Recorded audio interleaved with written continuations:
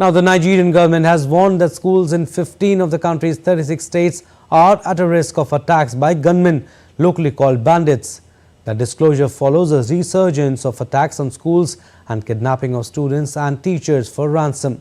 Security analysts are warning that the situation could affect pupil enrollment numbers and are demanding better protection for the schools.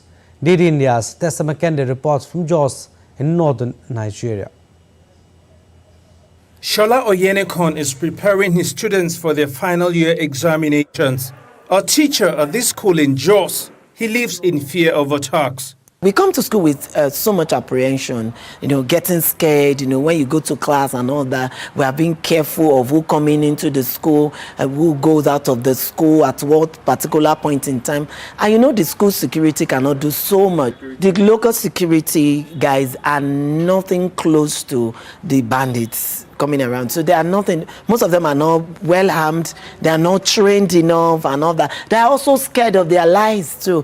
Schools in Nigeria have become targets by gunmen who attack and kidnap students and teachers for ransom. Last month, gunmen abducted 15 students from an Islamic school in the northern state of Sokoto. That occurred less than 3 days after 287 students and teachers were kidnapped from a school in the Kuriga community in Kaduna State. It is a booming business. It is commercially inclined for two major reasons.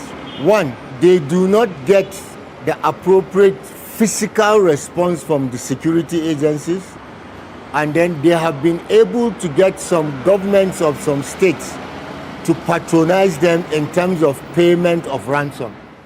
According to the United Nations, about 20 million children of school age in Nigeria aren't attending classes. The UN says more than 1,680 children have been abducted from schools in the last 10 years, along with around 60 teachers.